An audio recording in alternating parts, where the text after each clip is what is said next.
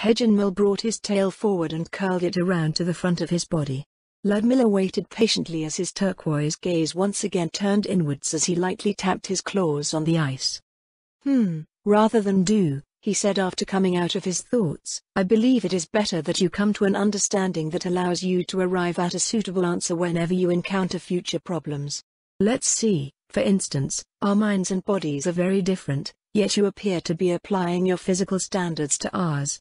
That vampire bride just now whacked me in the snout. How do you feel about that? It appeared to be corrective in nature, Ludmilla answered, but it felt extreme, unless it's a problem that has been ongoing. Oh, no, he said, you're the first human who has ever come to visit me. Then, yes, I would consider such measures extreme. Ilishnish often sniffs at people and things, so I can only imagine it's part of how dragons investigate the world around them. Hedgenmil seemed to smirk, his eyes turning up in amusement as the tip of his tail twitched back and forth.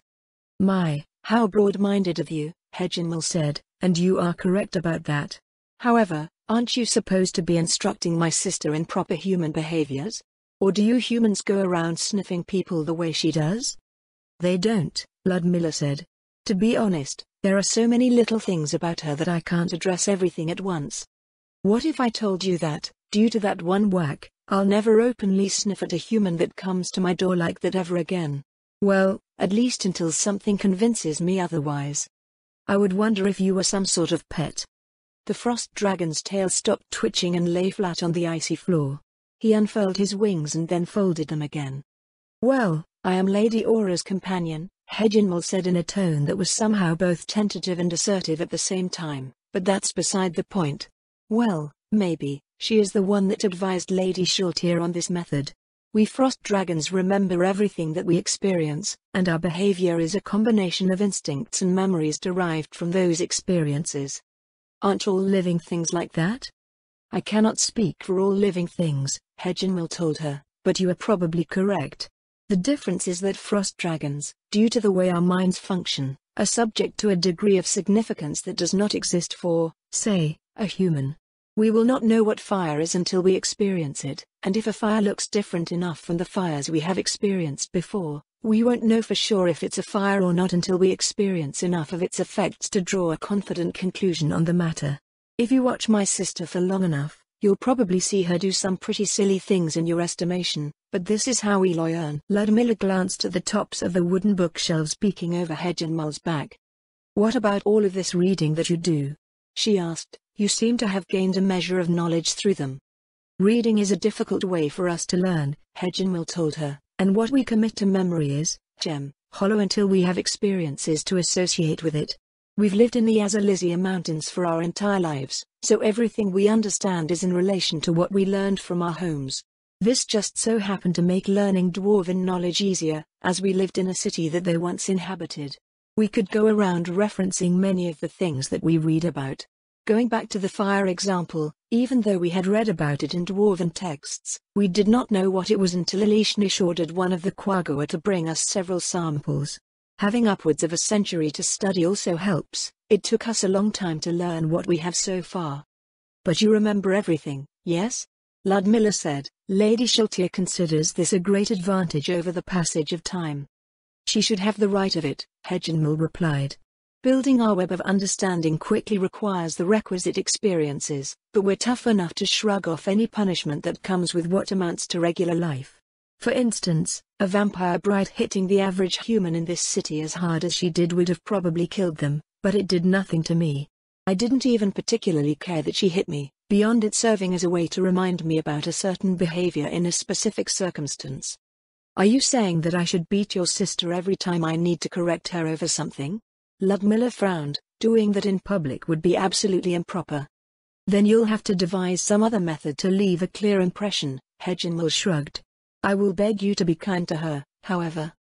By Frost Dragon standards, I assume. Of course. It would be to your benefit as well. As to why, I believe you mentioned something about her stopping in front of some building? The Magician Guild, yes, Ludmilla said. She inexplicably stopped. Then she didn't want to explain why. I later learned that she was reported for attempting to sell her eggs and arrested. Hedgenmil slowly nodded with a sad expression. Was it really that bad? It was certainly a poor experience, followed by what Ludmilla considered to be an unjust application of the law, but both Hejinmal and Elishnish made it seem like a crippling event.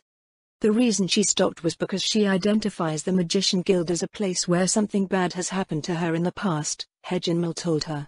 Something that she has no power to address. Since she cannot fight the authorities of the Sorcerer's Kingdom, she will forever avoid that building. Coming close to the building or asking why she doesn't like the place only forces her to relive the entire experience that she associates with it, which she remembers perfectly. Every emotion, every stare, the angle of every shadow running over every bump and crack in the street, everything in perfect clarity, with the not insignificant sensory ability of a frost dragon. That sounds horrible. More than you know, Hejinmal said, and less than you think. The reason why we remain subject to the Sorcerer King is because he instantly killed our patriarch right in front of us, then killed one of the stronger members of the second generation of our brood in front of everyone who missed the death of our father. We have a degree of tolerance against such memories, and we don't particularly care for things like vengeance on the behalf of others, but the fact remains that we will always remember. The Frost Dragon gave her a long look, then his gaze turned inwards again. His head tilted from one side to another, as if he was weighing something in his mind. A minute passed in silence before he seemed to settle his thoughts. If your goal is to earn my sister's trust, he told her, then she must understand that you can be trusted. Forget about whether she is right or wrong, focus on her experiences with you instead. You will always have opportunities to correct her in the future, and, with her growing trust, she will become more receptive to you. Are you sure you should be telling me this? Ludmilla furrowed her brow. It sounds like some deep secret about your race that you shouldn't let out. Don't tell her that I told you. Hejinmal glanced at the door. I probably won't live for long after that. The reason I'm telling you this is because we cannot deny Lady Shaltir's whims, so I would at least like to make things as painless as possible for my little sister. It really doesn't sound like she cares as much for you as you do for her. Oh, she does, I assure you. Elishnish spoiled me rotten at one point because she worried over whether predators would get me if I tried to go out and hunt. She brought food to my room for over 7 decades, until I became more rotund than what you see before you right now. All the while, she would poke and prod at me to improve myself or do something about my health and dulled instincts. After we moved here, she started earning money while we were still all slaving away and she shared her books with me. Not even our mother cared for me so much. Elishnish always does what she does under some pretense, of course, but her true motives can be easily discerned once you've known her for a while. Hejinmal shifted from where he was lying down, placing a claw on a small object and pushing it forward. It appeared to be a gold trade coin. Just a few days ago, he said, she came over to visit and saw this lying on the ground. Dragons are naturally covetous beings by human standards, myself included, but there was no sense of her desire for this gold coin for the entire visit. She only wept for me out of pity. I've known her for over a century, and this is what she's always been like. To be certain, she is a frost dragon and what that entails will always have some influence over her, but she is already greater than her base nature. Just keep in mind that, while she may be able to take the appearance of a human, the most you can ever achieve is having her act like one. He drew the gold coin back under himself again and turned his snout towards Ludmilla with a questioning look. Was this information satisfactory, Baroness Zaradnik? Ludmilla rose from her chair, dusting the frost off of her mantle. She couldn't be certain that what he said was true, but Hejinmal seemed to be genuine, at least. What he had offered gave her much to think about. You've been very helpful, she said with a smile. Thank you, Hejinmal. It's not a problem at all, he replied, then lowered his head. Please take good care of my little sister, Baroness Zaradnik. She is my vassal now, Ludmilla said. I will do everything within my power to make sure she thrives under me. As she reached out for the handle of the ice-coated door, Ludmilla turned to look up at Hejinmal again. I'm curious, she said, how do you personally feel about being Lady Aura's companion? That's a complicated question, Hejinmal replied. Due to how it happened, I must content myself with it, but it's not too bad overall. Lady Aura is stern, but not cruel, and I receive a great variety of benefits from her. Since Lady Shaltir has decided that you are to be Elishnish's mistress, I can only hope that the initial experience is not so traumatic for her. And how would Elishnish feel? Heginmal let out a short laugh at her question. Incensed, outwardly, he said. After experiencing the bond between Lady Aura and myself, I can only say that how she would truly feel depends entirely on what goes on between the two of you. Actually, I believe I have finally figured out what I actually wanted to say. What about everything you've mentioned so far? Ludmilla turned back around with a furrowed brow. Oh, that still counts, of course, Heginmal said. I suppose you might consider my belated realization a product of the draconic condition. As we age, we grow not only in size and strength, but in intellect, wisdom, and force of personality. Frost dragons are peerless predators, but we're unfortunately not known for our mental capabilities. To be frank, the average frost dragon is about as dumb as it gets for dragonkind. I've only personally spoken to you and your sister, but you both seem intelligent enough to me. Well, that goes back to the fact that we're both intellectuals, and we're both deviants in the ways I've described before. As wimlings, the average frost dragon is about as smart as an average magical beast, or perhaps a very cunning predator. As an adult, you might say that we're only as intelligent as an average human. Everything about us, our minds, bodies, spell-casting ability and other mystical powers, only reaches its pinnacle when we finish maturing. It is difficult to make any parallels, as well. For myself, it means that my mind meanders through everything I know, so I can be a bit slow sometimes. By contrast, my father was extremely quick when it came to what he knew, but it also made him quick in certain unfortunate ways, such as making an unwise assumption of his superiority against the Sorcerer King. It sounded like she would have to be careful to ensure Elishnish understood as much as possible in order to avoid such errors. She would also need to stay up to date with changes to law and policy as well, else she would act with complete confidence under obsolete ones. The mental workings of frost dragons felt both amazing and inconvenient at the same time. I will keep that in mind, she told Heginmal. Now, what was it that you wanted to say? What I wanted to say? The ridges of his brows came together. Oh, that. Heginmal's head snaked forward, and his glowing turquoise eyes loomed close. It is about the way to earn my sister's trust, he said. I don't think I put it across in the best way, after considering your mortal existence. Frost dragons are immortal, as you might know, thus what we naturally place our trust in is different, in a way. Go on. Frost dragons place our trust in Constance, Heginmal told her. If construed poorly, one might say we believe in nature, that living things will behave in the ways that they must, and that the world works according to certain principles. For instance, it is not as if Elishnish wouldn't feel anything if she was to kill our father, but, at the same time, she would know that doing so is right.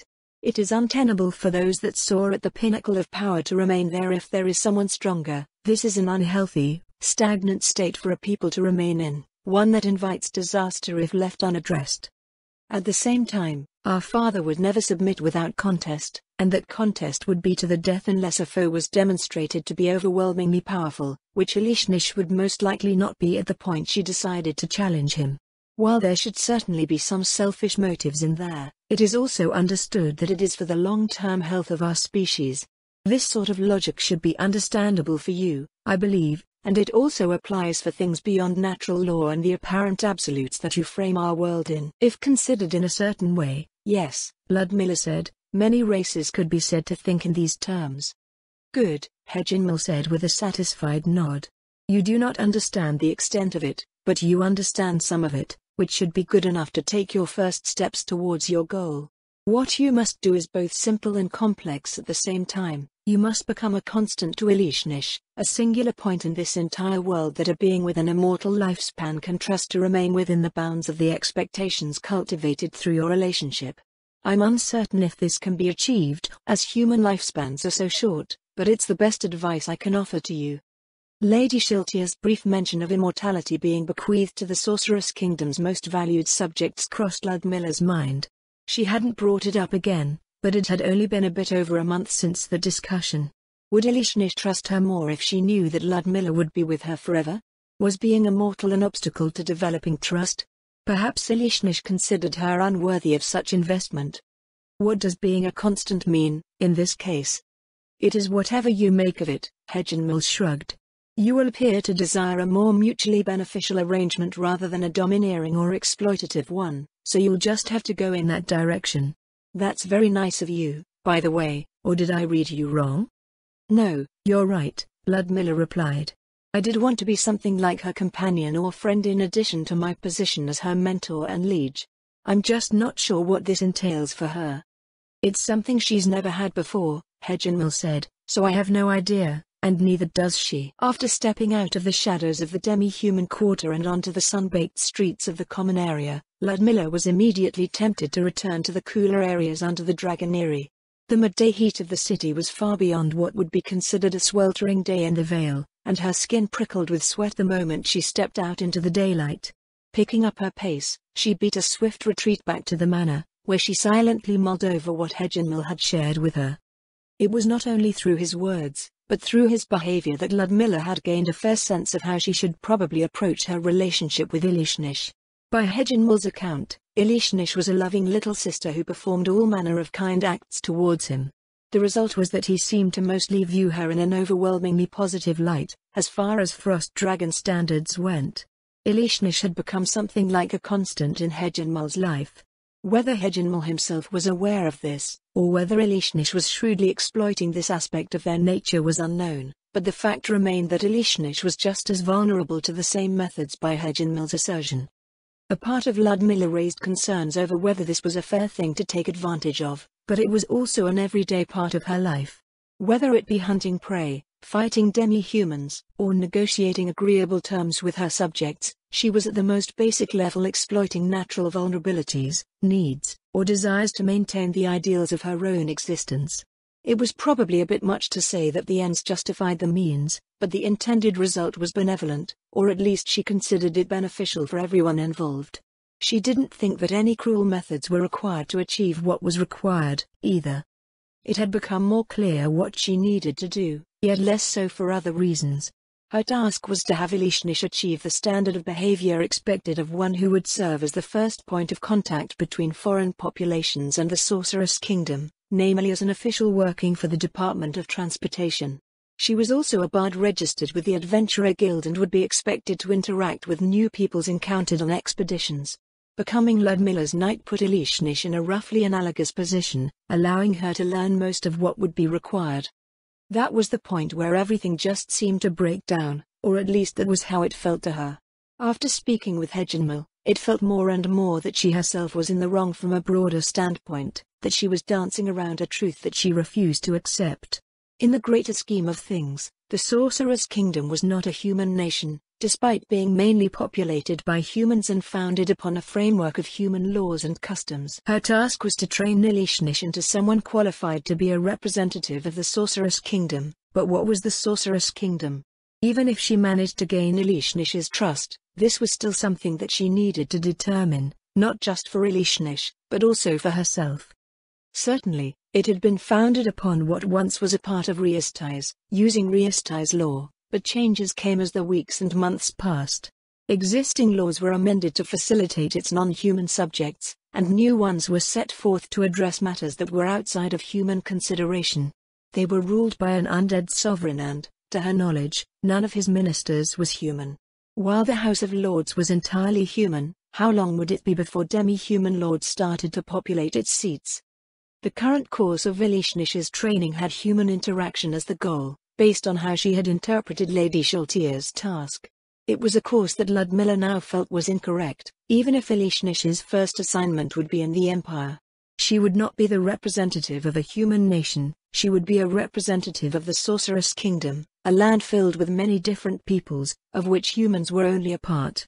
Giving foreigners the impression that they were simply a human nation could potentially lead to catastrophe in more ways than one. Though Lady Shaltier professed to rely on her for the administrative, legal, and diplomatic side of things, it felt as if Ilishnish was not only sent to her for instruction, but also there for Ludmilla to realize that her approach to administration, even her image of the nation, was flawed in various ways. She smiled slightly, raising a hand to her breast as warmth rose within her. Once again, she thanked the gods for blessing her with such an excellent liege. "I'll be off to the Adventurer Guild now," Ludmilla said as she rose from her seat. "Actually, I'll be dropping by the cathedral first. If anyone comes looking for me, please let them know I'll be there. Has anything come in that requires my attention before I go?" There's been nothing urgent since your return, my lady, Lisette said from her place to the side. Do you have any instructions for us for this afternoon? Nothing comes to mind, she replied. Ilishnish will be out until late tonight, and there's nothing due around the city to take care of. If you're headed to the cathedral, Lisette asked, shall I accompany you? It's fine, Ludmilla answered, I just wanted the temple's thoughts on something. After changing into her adventuring garb, Ludmilla left the manor and made her way over to the cathedral. Though it could not exactly be called busy at the current hour, there were a far greater number of people attending the midday service compared to the mere handful from months ago. The ongoing service was not her objective, however, and she made her way into the side hall where the offices of the clergy were. She stopped at a room further down the corridor from Bishop Osteen's, knocking lightly on the door. Why yes? I mean, please come in. Ludmilla opened the door, finding Themis seated stiffly at her polished oak desk with an equally stiff expression. The cleric's features relaxed upon seeing her, and she released a sigh. At the end of my frayed nerves lies Baroness Ludmilla Zaradnik. Themis leaned over and rested her cheek on the desk. You have no idea how much I was dreading the first knock on that door. Don't tell me that I've been worrying so much that I'm late for our training session. Shutting the door behind her, Ludmilla smiled apologetically at the frazzled cleric. Her mental state aside, she appeared to personify the revival of the faith of the Six in the Duchy of Erantel. Gone was the dirty white scapular and black trim over her old chain shirt, in its place was a black scapular trimmed in silver over enchanted mithril plate mail. It was an appearance that commanded the respect of all worshippers of the six great gods, a sign that divine favor shone down upon the faithful once again. I haven't seen you in weeks, Ludmilla said, so I hope you'll forgive my belated congratulations, Vicar Aspasia. Ugh, just Themis, please. Vicar makes me sound like an old woman. It was just yesterday, anyway. Well, you are a vicar. I'm technically a vicar, Themis, whose head still rested on her desk, raised a finger into the air. I swear Bishop Osteen's getting ahead of himself. He dumped the outfit and the office and everything else on me, they even assigned me to new quarters. I happen to like my old priest's quarters. Now I have to get the dusty old man smell out of the new one. The place hasn't been lived in for decades. There were two ways to attain the position of vicar in the temples of the Six. One way was through long years of service, achieving a position of seniority in the cathedral as a bishop's deputy. The other way was to demonstrate the capability to cast divine magic of the fourth tier. Themis had landed her office through the latter route, though it was as she said a technicality, based on her being a powerful asset of the temples. The hierarchy of the temples placed value on seniority through time served rather than raw ability, so it was essentially an honorary appointment. Through her extraordinary zeal in both temple duties and participation in the Adventurer Guild, Themis was now the most powerful divine caster, of those that were human, anyways, in the city of Erantel. This also technically meant that she was on par with an Orichalcum rank adventurer, but the Adventurer Guild didn't have exams above Platinum yet due to a lack of qualified trainees. I think you look wonderful in your new vestments, Themis, Ludmilla said in encouraging tones. That was the point, I think. Themis sat up with a frown. I knew what Bishop Osteen was up to when he had me register for the Adventurer Guild, but neither of us dreamed that it would end up like this.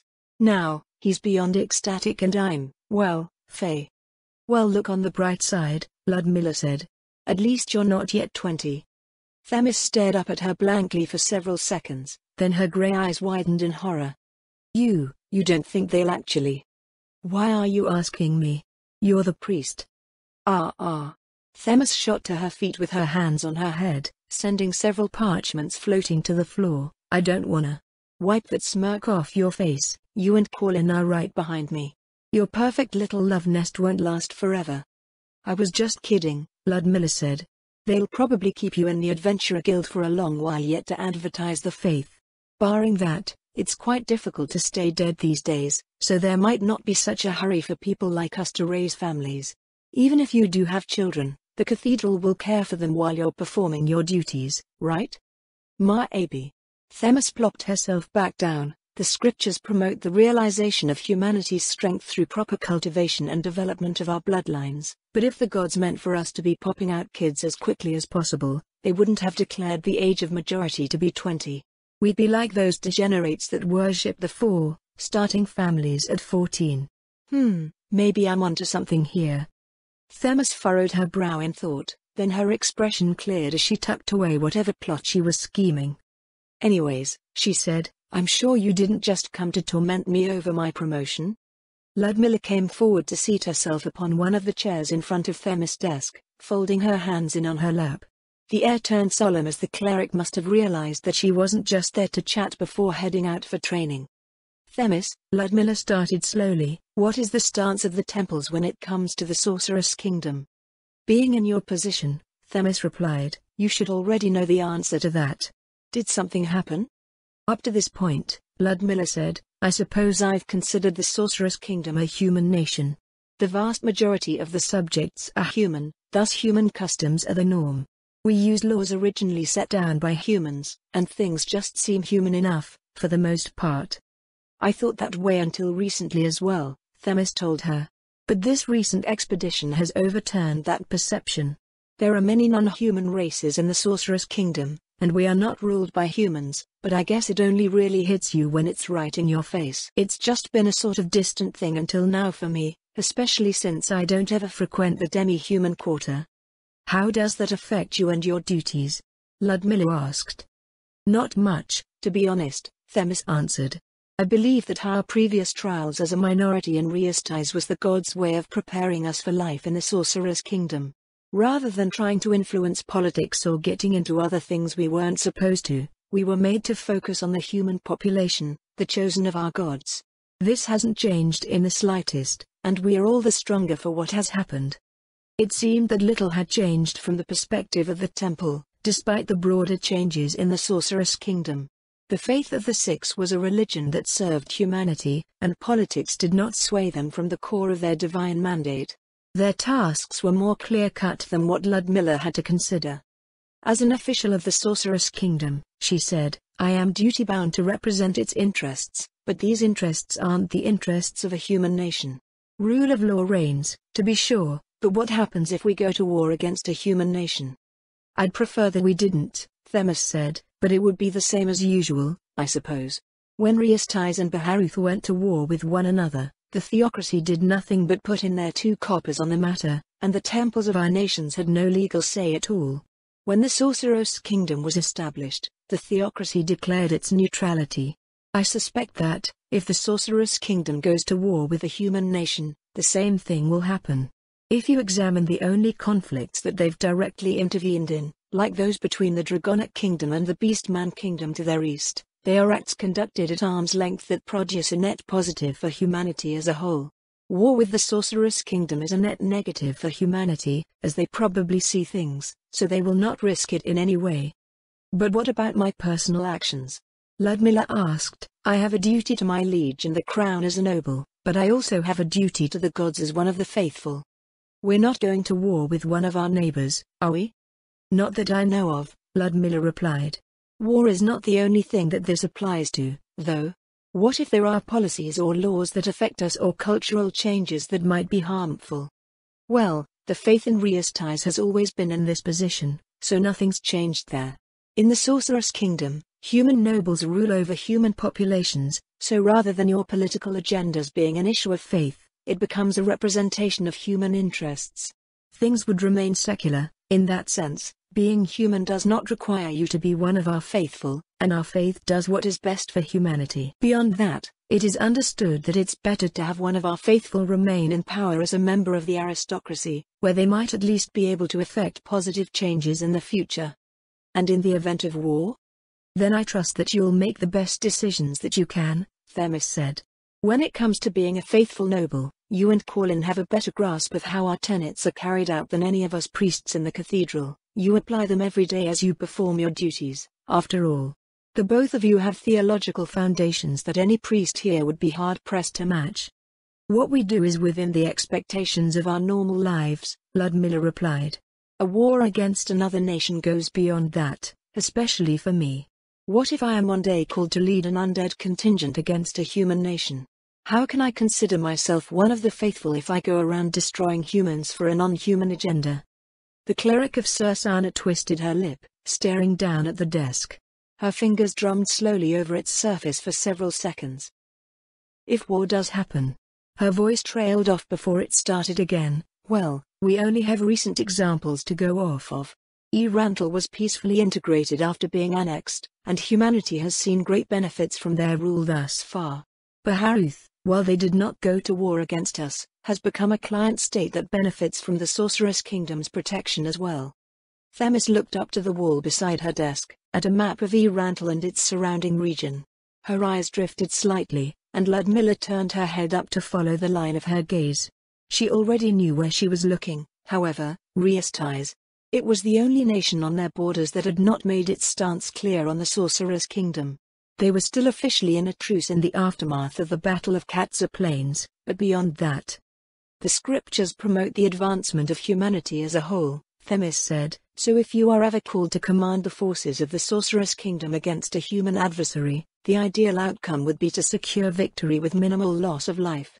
While we can only consider its brief history as a nation, a human population being brought into the Sorceress Kingdom's hegemony will probably benefit from the relationship in the long run. Though Ludmilla was somewhat assured of her course after the discussion with Themis, the tangible progress in gaining Ilishnish's trust remained practically non-existent over the next 2 days. One reason for this was because Ludmilla was being cautious in her approach, opting to observe her while they focused on the more technical aspects of her education. She still wasn't sure where the Frost Dragon's boundaries lay. They were hardy, robust beings that didn't seem to mind physical punishment in the same way that a human would, yet they also possessed a sort of mental fragility due to the strange way in which their minds worked. Also, while it seemed clear as to what Ilishnish considered a negative experience, Ludmilla had no solid idea of what a positive experience amounted to. Ilishnish was intelligent, independent, and did not display any sort of needs or desires beyond selfish ones. Ludmilla had no intention of coddling her, and felt that indulging in Ilishnish's selfishness wouldn't be a good thing in the long run, or was that line of thinking biased by her own, human experience? She couldn't really tell, but she did know that the Sorceress Kingdom had no tolerance for those who overreached their bounds. Any real effort into developing her relationship with Ilishnish would have to wait, however, as the adventurer expedition was now ready to return to the Azalizia Mountains to complete their task. A mere 5 days had passed since their return, during which they focused on retraining their fallen members, reviewed the expedition's performance, and explored potential avenues for success based on their recent experience. Broadly speaking, the plan was little changed. Several measures were proposed to minimize risks to the expedition, but everything still hinged on whether or not they were intercepted by frost giants again. Lord Mayor offered little as he quietly oversaw their team meetings, though all present had the sense that he was purposely withholding his participation. While it was not guaranteed that all future expeditions would present the same difficulties, dealing with these sorts of problems was something that the adventurers on the field would have to learn. Powerful beings existed around the world, and they would inevitably run into similar troubles. On the evening of their departure, in a crypt-like chamber on the first floor of the adventurer training area, Ludmilla rose from checking over several crates of supplies in her team's alcove. Other members of the expedition were also performing last-minute checks on their inventories while they awaited departure. It had the feeling of busy work, as their preparations had been meticulous leading up to that moment, and everyone had long since assembled. "I guess we get a ranger this time," a woman's voice said from over her shoulder. Ludmilla glanced over her shoulder before turning to address Kyla. The platinum-ranked fighter offered an as-you-ride smile. "I'm probably half as good as the other rangers on the expedition," Ludmilla replied with a self-deprecating smirk, "so I hope your expectations haven't been set beyond my capabilities." "I don't think it could be any worse than before," Kyla told her, leaning her shield on the stone wall as she placed it on the ground. "You should have seen what happened last week. After struggling through the great forest of Tob, I'm pretty sure everyone was screaming for rangers to have a standard position in wilderness exploration. I didn't even know you could get lost so many times in an hour. I just feel sorry for whoever I replaced." Ludmilla frowned. "Everyone's trained far more than I have." Who are we missing again? How and someone else? I'm pretty sure they volunteered to sit out. How especially, that guy's all about pulling his own weight, so he probably felt pretty bad trying to scout for his party without ranger skills. After we're done with this expedition, they say that Fiote, Kyla's voice faltered as she struggled with the name. "Fiotivas?" Ludmilla offered. "Yeah," Kyla pointed a gauntleted finger at her, That one. Dwarf names are pretty clunky. Anyway, rumor has it that it's the target for an upcoming expedition, so our rogues will have their time to shine. It'll be the rangers' turn to stay behind, then. Why are they setting their sights on a dwarf city? Training?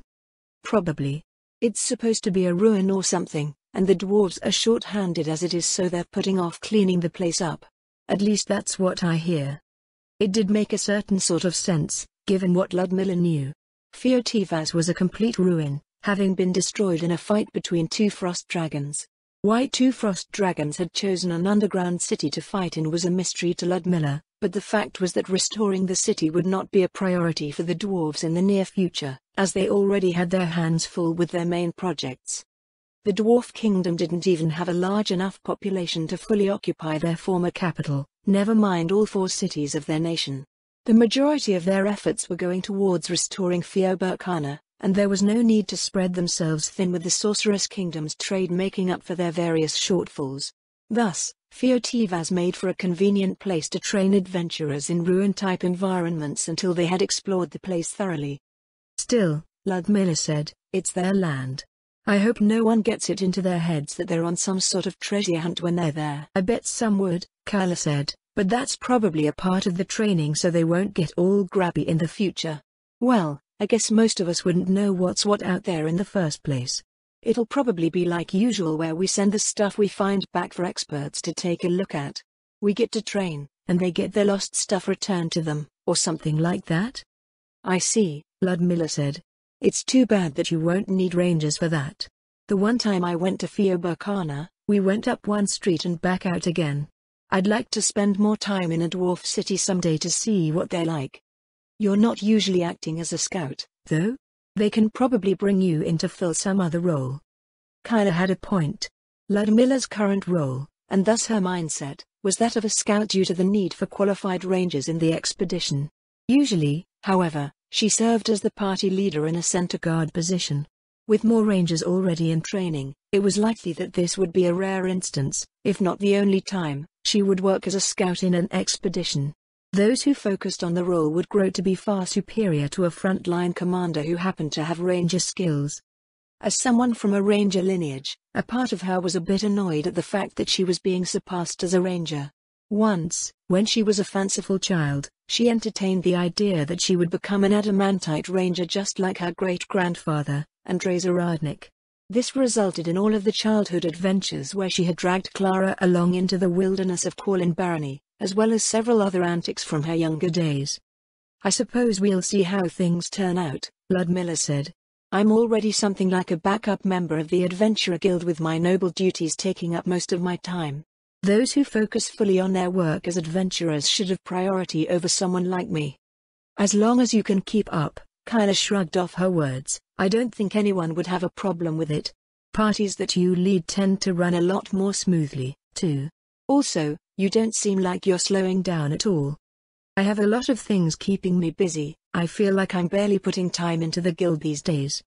Kyla gave her a confused look over her response. The platinum rank fighter looked around the chamber, where nearly all of the adventurers present had gathered to chat idly with one another. Despite the low din of conversation that blanketed the air, she stepped into the alcove with Ludmilla, speaking in a low voice. That's not what I meant, Kyla said. A lot of the adventurers in training are slowing down, even though they're working just as hard as before. They get better at what they're doing, but it's more like they're refining themselves with practice. Learning new spells, skills or martial arts that were already within their grasp. They're not growing in raw ability like how we did at lower ranks. Ludmilla frowned at the odd account. She was only occasionally responsible for adventurers ranked below silver, and such a thing was unheard of at that stage of training. Is there something going on with the training sessions? She asked. Training's been the same, actually. No, Mayor's been refining the training area this entire time, so our sessions are pushing us harder compared to before. That might be the reason why it's become noticeable. About half of the trainees look like they've about reached their limit. Ludmilla swallowed. It was something that no adventurer wanted to hear. People had limits, and it was commonly known to risky, combat-related vocations like adventuring. It was also expressed in certain civilian circles, where artisans might feel that they had reached the personal pinnacle of their craft. In the old Adventurer Guild, one could spend decades slowly working one's way to gold rank, only to discover that a cruel roadblock barred the way to further advancement. At that point, an adventurer could only resign themselves to the fact that it was all that they would ever amount to in terms of raw potential. A gold rank adventurer still earned the equivalent to a master craftsman, so it wasn't exactly a terrible thing, nor was it considered a waste. However, the frustration that accompanied this realization often drove adventurers to retire and enter into a vocation that offered a more stable and less risky lifestyle. Warrior types might find employment as armed retainers and bodyguards for noble houses, while clerics could return to their temple ministries. There was a healthy demand for all sorts of former adventurers, and many organizations welcomed such individuals with open arms. Ludmilla gave Kylo a tentative look. You're not. Me? Kylo chuckled lightly. I'm not quite done yet. I can sort of feel it happening, though. Aintzak started up consultation with our members recently, to let us know what lies ahead of us. It's not as if they know for sure, but he says that I'll probably end up somewhere in Low Mithril, kinda like some of our veterans in Rainbow. I can't complain about it, all things considered. The pay is great and I'm way ahead of most. Not counting the expedition bonuses, 2 platinum a month just for staying active beats the old farm any day. Ludmilla decided that she probably shouldn't mention that her farming tenants earned just over 14 platinum that season. Not that it would stay that high for long. Kylo's topic was something that Ludmilla had never really put any thought into, as adventuring was more of a secondary duty.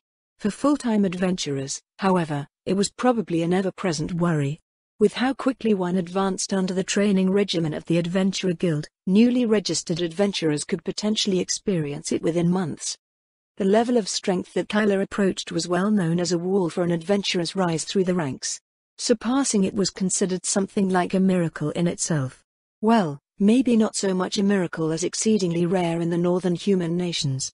Roughly 20% of the old Adventurer Guild was platinum ranked or higher, but by combining the tenets of her faith with the knowledge of classes and levels brought by the Sorceress Kingdom, Ludmilla thought that the numbers should actually be around 50%. The crux of the matter lay within the idea of levels and dedication. In the tenets of her faith, the gods stated that one should pursue one's calling with a singular focus. As far as adventurers went, only the most talented could do this in the past, while those below silver rank struggled to make ends meet. As a result, they looked to supplemental sources of income. In doing so, they contaminated what Lady Aura referred to as a build, picking up class levels in whatever they did on the side to survive. A copper rank fighter might perform manual labor, such as farm work, for this purpose. It made sense on the surface, as they could apply their physical strength as a fighter in a physically intensive job. Unfortunately, they would acquire farmer levels by doing so. If one worked for a few years as a farmer, or they were a farmer in the first place, the few farmer levels that they gained would prevent them from realizing their full potential as a fighter. The total number of levels that one could acquire clearly differed from person to person, but the common notion that one could be capped at gold suggested that most people reached their limit somewhere around that point. By the Sorceress Kingdom's measure, the threshold between gold and platinum rank was level 15, the threshold for third-tier casters. It was a measurement that was entirely in line with the old Adventurer Guild standard.